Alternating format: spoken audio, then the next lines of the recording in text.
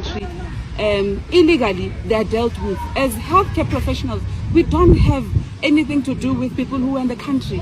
We have a department that is responsible for that, who are supposed to be the right people who should be actually looking, and we shouldn't be having illegal foreigners in the country as we speak, but we have them.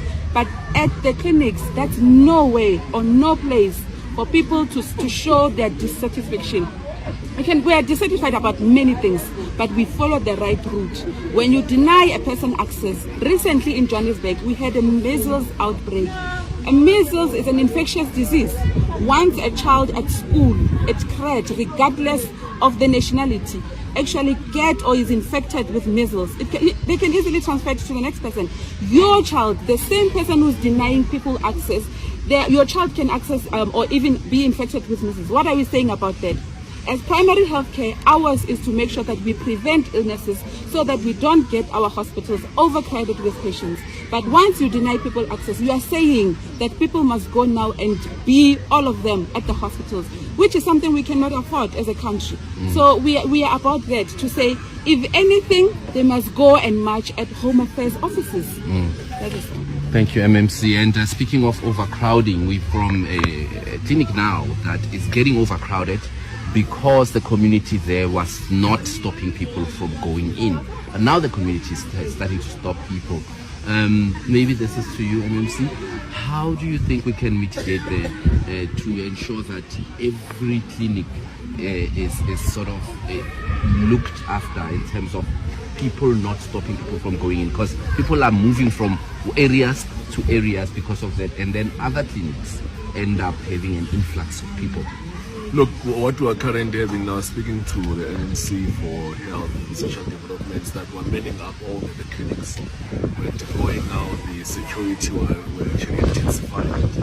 And secondly, that we're going to be having a JMPD cars and undercover units working with that. I say that those group of thugs, you know what, my man, let me tell you something, I think something right.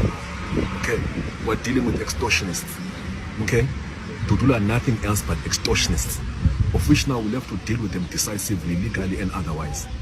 It's extortionists. They started this thing, if you remember, on the buildings, when they're saying that, foreigners must go to the building, they don't have the place to stay and then get quiet. And guess what? They are the ones who are taking money from those people.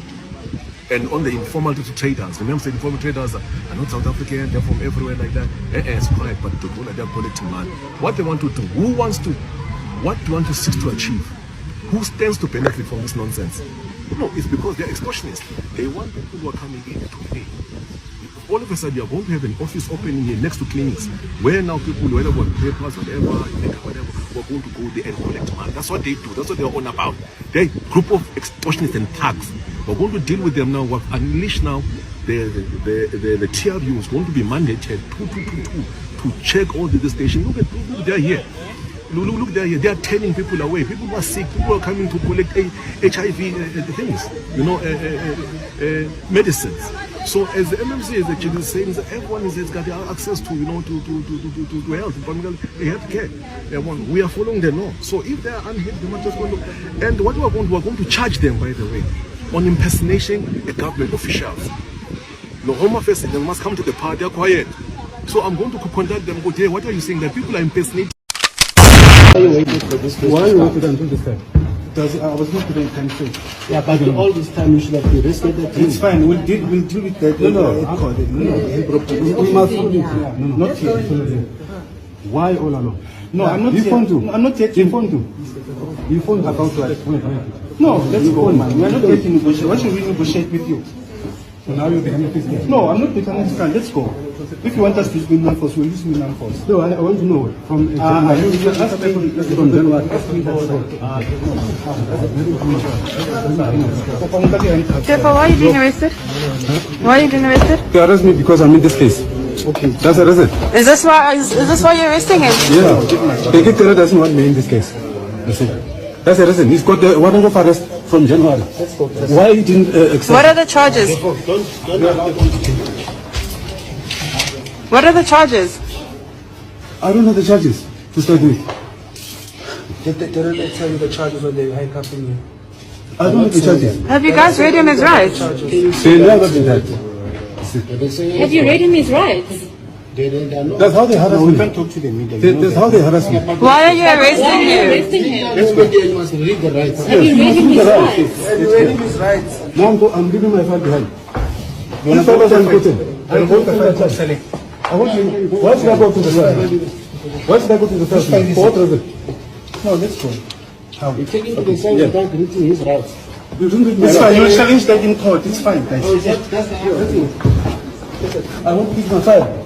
How? How is it going to come? You don't know. Let's go. Come on. It's on my file. Let's go. You're in the name. You're in the name. No, why are you understand? If we insource securities, we can create 170,000 plus jobs in South Africa. Why do you need a middleman to pay this guy of the security? This is the guy we know. We don't know the middleman. This is the guy we interact with every day. We can see what he's going through, but we can't make any means to intervene in his life. We need to hire these securities directly as government.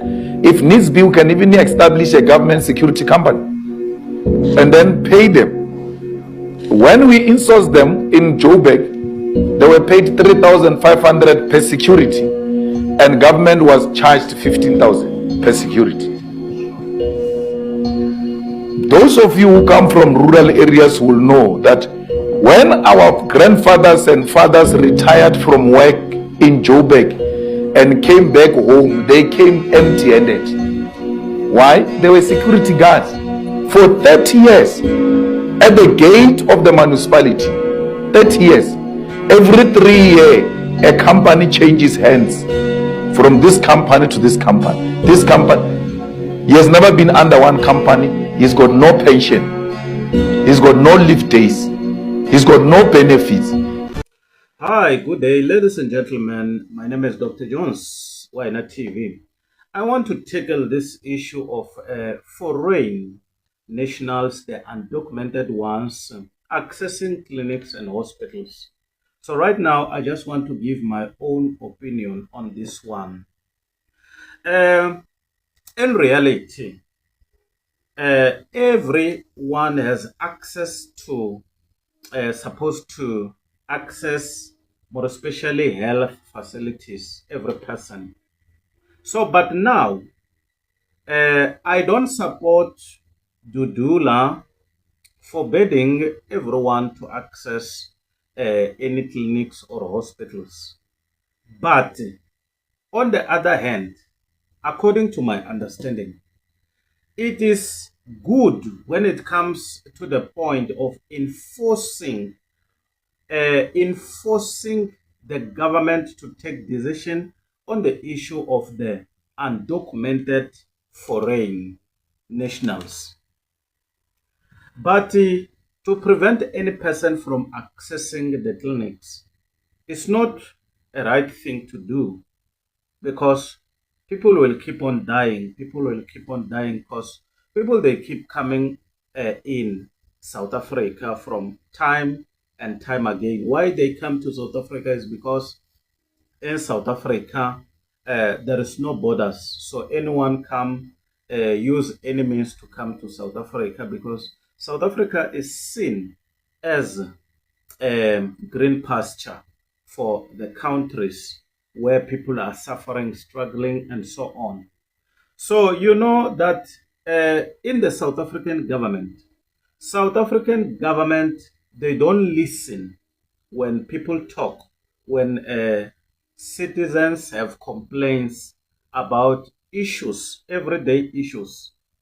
They only see something as serious after someone has died, after a building is burnt, after some cars has been burnt, after there's been a looting. That's how the government here or begin now to understand what is going on. But when people are stressing about the complaining, voicing their concerns, complain, and all of that, no one is accountable. It takes accountability on the complaints of the citizens of South Africa. So now, I don't support the forbidding of foreign nationals to clinics and healthcare. But while the constitutions also doesn't strictly say any foreign nationals should access private hospitals. All right. So, but now, when it comes to the government and the Dudula doing what they are doing, blocking, now you can see that the government now is interested, is interested to sit down and tackle this issue.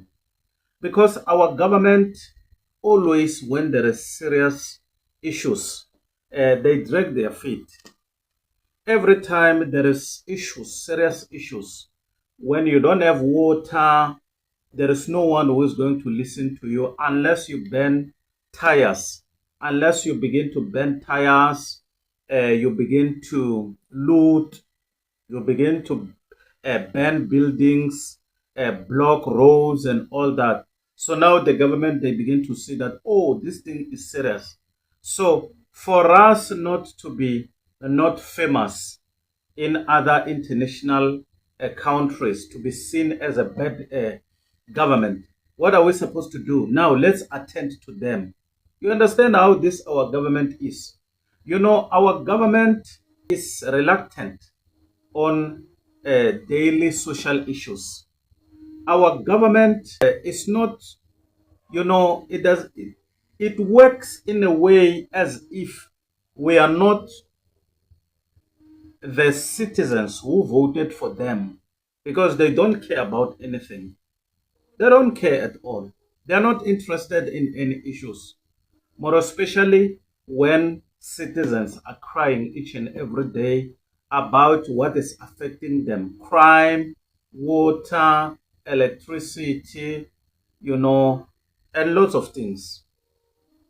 But now, at least when Dudula begins to stand in every gate of any hospital or clinics, now that's where you can see that, oh, the government now, they begin to do what? They begin to take this thing into consideration. Now they begin to interact.